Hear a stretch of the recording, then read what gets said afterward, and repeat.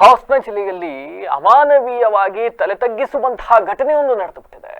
Drop ಕೊಡುವ ನೆಪದಲ್ಲಿ ಪರಿಚಯಸ್ಥ ಅಪ್ರಾಪ್ತ ಬಾಲಕಿಯನ್ನ ಕರೆದೊಯ್ದು ಅತ್ಯಾಚಾರ ಎಸಗಿರುವ ಪೈಶಾಚಿಕ ಕೃತ್ಯ ಬೆಳಕಿಗೆ ಬಂದಿದೆ. ಪದವಿ ವಿದ್ಯಾಭ್ಯಾಸ ಮಾಡುತ್ತಾ ಪಾನಿಪುರಿ ಅಂಗಡಿ ನಡೆಸುತ್ತಿದ್ದ ಸಾಗರ್ ಎಂಬಾತನೇ ಈ ಹೇಯ ಕೃತ್ಯ ಎಸಗಿದ ದುರುಳನಾಗಿದ್ದು, ಈತ ತನಗೆ ಪರಿಚಯವಿದ್ದ ಅಪ್ರಾಪ್ತ ಬಾಲಕಿಗೆ ಡ್ರಾಪ್ ಕೊಡುವುದಾಗಿ ನಂಬಿಸಿ ತನ್ನ ಬೈಕ್ನಲ್ಲಿ ಕರೆದೊಯ್ದಿದ್ದಾನೆ.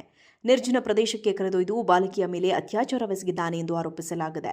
ಕೃತ್ಯದ ಬಳಿಕ ಬಾಲಕಿಯನ್ನ ವಾಪಸ್ ಬೈಕ್ನಲ್ಲಿ ಕರೆದುಕೊಂಡು ಬರುವಾಗ ಈ ವಿಷಯವನ್ನ ಯಾರಿಗಾದರೂ ಹೇಳಿದ್ರೆ ಕೊಲೆ ಮಾಡುವುದಾಗಿ ಸಾಗರ್ ಬೆದರಿಕೆ ಹಾಕಿದ್ದಾನೆ.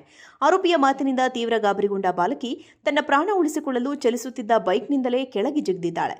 ಬೈಕ್ನಿಂದ ಬಿದ್ದ ಪರಿಣಾಮ ಬಾಲಕಿ ಗಂಭೀರವಾಗಿ ಗಾಯಗೊಂಡಿದ್ದು ಸದ್ಯ ಚಿಕಿತ್ಸೆ ಪಡೆಯುತ್ತಿದ್ದಾಳೆ ಎನ್ನಲಾಗಿದೆ. ಈ ಸಂಬಂಧ ಹಾಸನ ಮಹಿಳಾ ಪೊಲೀಸ್ ಠಾಣೆಯಲ್ಲಿ ಪ್ರಕರಣ ದಾಖಲಾಗಿದ್ದು ತನಿಖೆ ಮುಂದುವರೆದಿದೆ.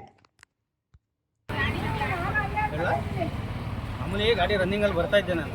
ಅವ್ರು ಆ ಕಡೆಯಿಂದ ಬಂದ್ಬಿಟ್ಟು ಅಲ್ಲಿ ಯೂಟರ್ನ್ ತಗೊಂಡು ಅವ್ನು ಫೋನಲ್ಲಿ ಮಾತಾಡ್ತಾ ಇದ್ದ ಹುಡುಗ, ಈ ಹುಡುಗಿ ಒಂದೇ ಸರಿ ಗಾಡಿಯಿಂದ ಜಂಪ್ ಮಾಡಿಬಿಟ್ಟು ಬಿದ್ದು ಓಡ್ ಬಂತು.